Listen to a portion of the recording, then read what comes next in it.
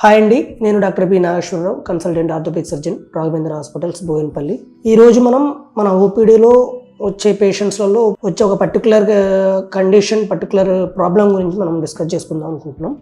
ఇది ఏంటంటే ఇంతవరకు మనం చేసిన వీడియోస్లలో ఎయిదర్ బ్యాక్ పెయిన్ అంటే ఏంటి, దాన్ని ఎలా మేనేజ్ చేయాలి, దానికి ఎలాంటి ఫిజియోథెరపీ కానీ మెడిసిన్స్ కానీ సర్జికల్గా కానీ దాన్ని బ్యాక్ పెయిన్ ఎలా మేనేజ్ చేయాలి, లేదా దాంతోపాటు నీ పెయిన్, ఆస్టియోఆర్థరైటిస్ నీని ఎలా మేనేజ్ చేయాలి, దానికి ఎలాంటి ఫిజియోథెరపీ చేసుకోవాలి, లేదా మెడిసిన్స్ కానీ దాన్ని ఎట్లా కన్జర్వేటివ్గా ఎలా మేనేజ్ చేసుకోవాలి, లేకపోతే సర్జికల్ ఆప్షన్స్ పర్టికులర్గా టోటల్ నీ రీప్లేస్మెంట్స్, ఇవన్నీ మనం చేసాము. ఏదైనా మీ కానీ డాక్టర్ గణేష్ సార్ కానీ డాక్టర్ అర్జున్ రెడ్డి సార్ కానీ యాజ్ ఎ న్యూరో సర్జన్ ఇవన్నీ మనం చేసుకుంటూ వచ్చాము. అది ఇండివిజువల్గా ఎలా మేనేజ్ చేయాలి అనేది మనం ఇంతకుముందు వీడియోస్లలో చూసాం, సిరీస్ ఆఫ్ వీడియోస్లో.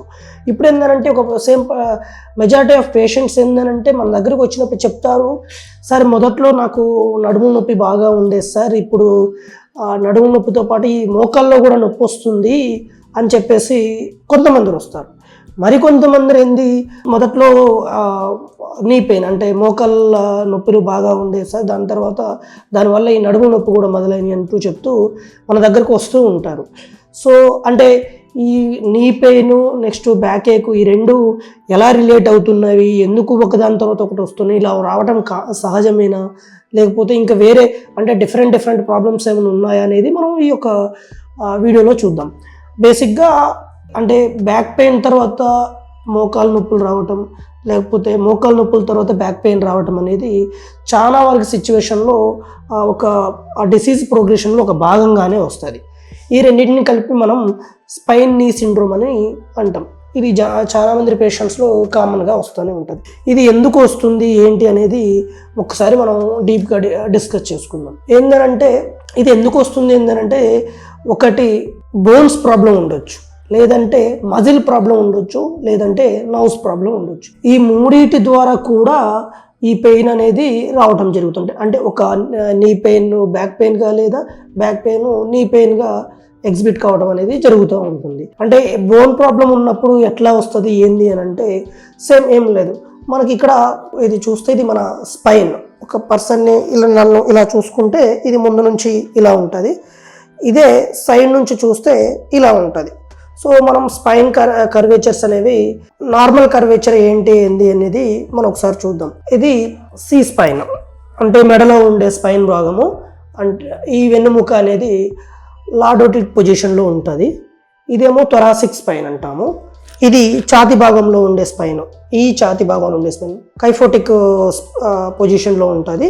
ఇది లోయర్ కింద, సో పొట్ట భాగంలో ఉండేది ఇది లంబార్ స్పైన్ అంటాము. ఇది లార్డోటిక్ పొజిషన్లో ఉంటుంది.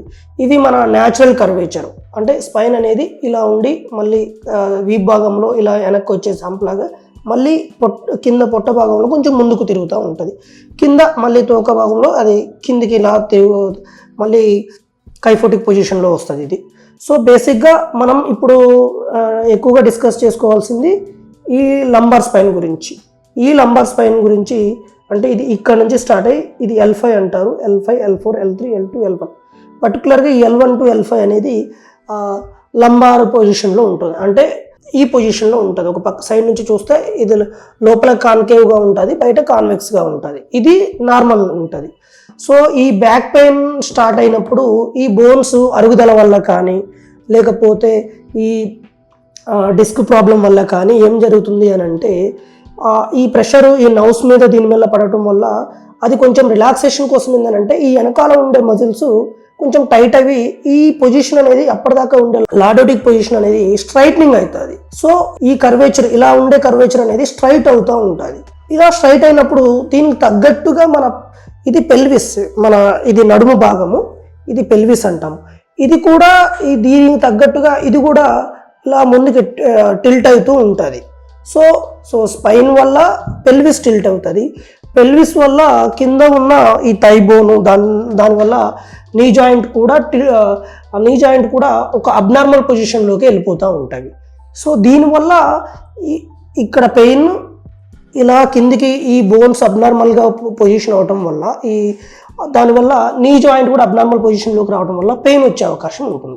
ఇది ఒక కండిషన్. ఎట్లా అంటే లో బ్యాక్ ఎక్, అంటే మొదట్లో లో బ్యాక్ ఎక్ స్టార్ట్ అయ్యి నీ పెయిన్ ఎలా వస్తుంది అని అంటే ఇది కండిషన్. దీంతో పాటు ఏంటంటే ఇది నీ జాయింట్ నుంచి బ్యాక్ పెయిన్ ఎలా వస్తుంది, ఎలా వెళ్తుంది అని అంటే ఇది బేసిక్గా ఒక రెగ్యులర్ నీ అనుకున్నప్పుడు ఇది అరుగుదల వల్ల మనం చెప్తున్నాం. ఆస్టియోఆర్థరైటిస్ నేను చాలా వీడియోస్ చేశాం కదా, అందులో అరుగుదల వల్ల మొదట్లో నీ పెయిన్ అనేది మొదట్లో మనకు స్టార్ట్ అవుతుంది. తర్వాత అప్పటికి మనం ట్రీట్మెంట్ తీసుకోకుండా, అంటే డాక్టర్ గారు చెప్పినట్టు మనం పాటించకుండా ఉన్నప్పుడు ఏమవుతుందంటే ఈ అరుగుదల ఎక్కువైనప్పుడు ఆ బోన్స్ అన్నీ కూడా ఒక డిఫార్మ్డ్ స్టేట్లోకి, సో అంటే ఎక్కువ ఫ్లెక్షన్లోకి వెళ్ళిపోతుంది. ఫ్లెక్షన్ అంటే ఇట్లా వెనక్కి వెళ్ళిపోవటం. దాంతోపాటు ఇది ఈ కింద ఎముక అనేది, ఆ కాల్లో ఉండే ఎముక అనేది ఇటు పక్కకి లోపల సైడ్కి వంగిపోవడం వల్ల, అంటే వ్యారస్ డిఫార్మిటీ, అంటే ఫ్లెక్షన్ అండ్ వ్యారస్ డిఫార్మిటీ అనేది ఈ నీ జాయింట్లో వచ్చే అవకాశం ఉంది. ఇప్పుడు సివియర్ ఆస్టియోఆర్థరైటిస్ వచ్చిన పేషెంట్స్లలో ఈ బోన్స్, ఈ జాయింట్ పొజిషన్ అబ్నార్మల్గా తయారవటం వల్ల ఇది పైకి ఎగ్జిబిట్ అవుతుంది. పైకి వెళ్ళినప్పుడు మనం ఇందాకలు ఎలాగైతే మనం పైనుంచి పెయిన్, దానివల్ల ఈ పెల్విస్ టిల్ట్ అవడం, దానివల్ల ఇది అలాగే ఇది కూడా మొదట్లో ప్రాబ్లం ఇక్కడ వచ్చినప్పుడు, సివియర్ అయినప్పుడు ఈ యొక్క చేంజెస్ అనేవి ఇక్కడ రిఫ్లెక్ట్ అవుతాయి. దానికి అడ్జస్ట్ చేసుకుంటూ పెల్విస్, స్పైన్ కూడా కొంచెం ఆ పొజిషన్ చేంజ్ చేసుకుంటూ ఉంటాయి. దీనివల్ల మొదట్లో మొదలైన ఈ నీ పెయిన్ అనేది మొత్తానికి వచ్చేటప్పటికి మళ్ళీ బ్యాక్ పెయిన్గా కన్వర్ట్ అయ్యే అవకాశం ఉంటుంది. సో ఇవి బోన్స్ ప్రాబ్లం వల్ల back pain knee pain back పెయిన్గా కన్వర్ట్ అయ్యే అవకాశాలు ఉన్నవి. చెప్పాల్సింది ఏంటంటే ఈ బ్యాక్ పెయిన్ కానీ నీ పెయిన్ కానీ మనం మొదట్లో మనకి ముందుగానే మనకి పెయిన్ ఏదో ఒక పెయిన్ స్టార్ట్ అయినప్పుడు ముందుగానే మన ఆర్థోపెడిషియన్ని కలిసి దానికి తగు జాగ్రత్తలు తీసుకొని దాన్ని తగిన విధంగా మేనేజ్ చేసుకుంటే ఇది అంతా సివియర్గా చేంజ్ అవ్వకుండా ఉంటుంది. ఒక పెయిన్ నుంచి ఇంకో పెయిన్కి కన్వర్ట్ కాకుండా ఉండే అవకాశం ఉంటుంది. ఇది ఒకటి బోన్ ప్రాబ్లం వల్ల బ్యాక్ అండ్ నీ పెయిన్ రావడం అనేది జరుగుతుంది. అలాగే ఇంకా ప్రాబ్లం ఏంటంటే మజిల్ పెయిన్ వల్ల, మజిల్స్ వల్ల కూడా ఇదే కండిషన్ వచ్చే ఉంటుంది. ఆ మస్కులర్ రీజన్ ఏంటంటే సేమ్ ఇక్కడే మనం చెప్పినట్టు ఇది వెనకాల ఈ బ్యాక్ స్పైన్ సపోర్ట్ చేస్తూ మజిల్స్ ఉంటాయి. సో వాటికి ఏమాత్రం ఏమన్నా ఇబ్బంది అయినా కానీ అవి స్ట్రైట్ని, అంటే స్పాజంలోకి వెళ్ళిపోయే అవకాశం ఉంటుంది. మజిల్ స్పాజం వచ్చే అవకాశం ఉంటుంది. ఆ మజిల్ స్పాజం రావటం వల్ల ఏంటంటే మళ్ళీ సేమ్ ఈ స్పైన్ అనేది స్ట్రైట్ అవుతూ ఉంటుంది. సో ఈ లార్డోటిక్ పొజిషన్ అది మళ్ళీ స్ట్రైట్నింగ్ అవుతుంది. ఆ స్ట్రైట్నింగ్ వల్ల పెల్విస్ టిల్ట్ అవుతాం, దానివల్ల మళ్ళీ నీ జాయింట్లో చేంజెస్ రావటం, దీనివల్ల సేమ్ ఆ బ్యాక్ పెయిన్ అనేది మళ్ళీ నీ పెయిన్గా కన్వర్ట్ అయ్యే అవకాశం ఉంటుంది. అలాగే నీ పెయిన్ అనేది మజిల్ ప్రాబ్లం వల్ల నీ పెయిన్ బ్యాక్ పెయిన్గా ఎలా కన్వర్ట్ అవుతుందంటే ఇట్లా దీనికి ఈ నీ జాయింట్కి పోస్టీరియర్ భాగంలో హ్యామ్స్ట్రింగ్స్ మజిల్స్ అనేవి ఉంటాయి.